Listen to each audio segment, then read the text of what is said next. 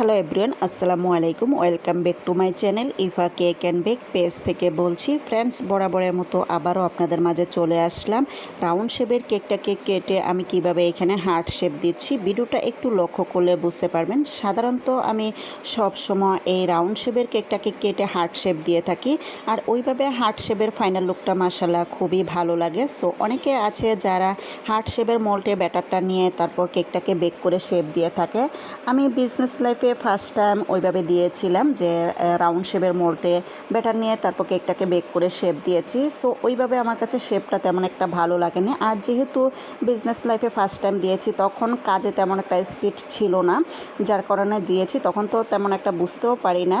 So যাই হোক, এখন যেহেতু বুঝতে পারি, এখন কাজে অনেকটা স্পিড বেড়েছে, তাই এইভাবেই দিতে পারি যে রাউন্ড শেপের কেকটাকে কেটে হার্ট শেপ দিতে পারি। আর এখন যেটা আমার মনে হচ্ছে যে অযথায় হার্ট শেপের মোল্ডটা কিনেছি, যেহেতু এখন কোনো কাজে আসছে না। সো যাই হোক, আমি এই কেকটাকে বরাবরের মতন 2 পাউন্ডের চকলেট ফ্লেভার কেক ছিল, এটাকে আমি ক্রাম্পোট করে তারপর ফ্রিজে সেট করে নিয়েছি। এই পর্যায়ে ভিডিওতে দেখতে পাচ্ছেন এটাকে আমি কিভাবে কেটে তারপর হার্ট শেপ দিচ্ছি। অ্যান্ড হচ্ছে ফ্রেন্ডস, ইদানিং আমার পেজে 1.5 পাউন্ডের কেকের অর্ডারটা আমি একটু বেশি পাচ্ছি। বিজনেস লাইফে এই ফার্স্ট টাইম আমি 2 মাস ধরে 1.5 পাউন্ডের কেকের অর্ডারটা বেশি পাচ্ছি। আর এই 1.5 পাউন্ড কেকটা ডেকোরেশন করতে গিয়ে অনেকটাই হিমশিম খেয়ে যাচ্ছি। তার কারণ হচ্ছে যতবারই আমি 1.5 পাউন্ডের কেকের ডেকোরেশনটা করছি, ওজন অনেকটাই বেড়ে যাচ্ছে। আমি একদম কেকটাকে সেল করতে গিয়ে আমি হিমশিম খেয়ে যাচ্ছি যে এটা কিভাবে সেল করব। কারণ কাস্টমারের তো ডিমান্ড ছিল যে 1.5 পাউন্ডের, উনি তো আর 2 পাউন্ড 2.5 পাউন্ডের ডিমান্ড ছিল না যে ওই প্রাইসটা আমাকে দেবে। তো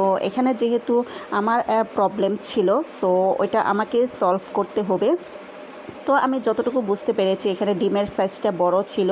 আমি যখন মোল্ডে কেকের ব্যাটারটা সেট করেছি, তখন মেজারমেন্টটা ঠিক থাকার দরকার ছিল।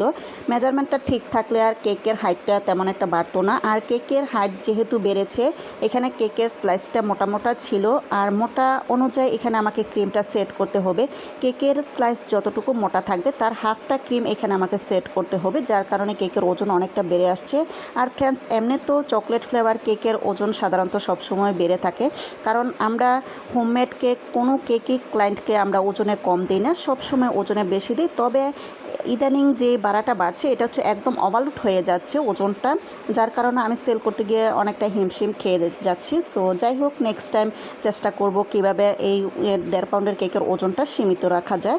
সো এই তো আমার হার্ট শেপের ফাইনাল লুক। সো কেকের ডেকোরেশনটা অ্যান্ড ডিজাইনটা যদি আপনাদের কাছে ভালো লেগে থাকে, তাহলে আমার চ্যানেলটাকে সাবস্ক্রাইব করে আমার ফেসবুক পেজটাকে লাইক, কমেন্ট, শেয়ার করে দেবেন। সো ধন্যবাদ।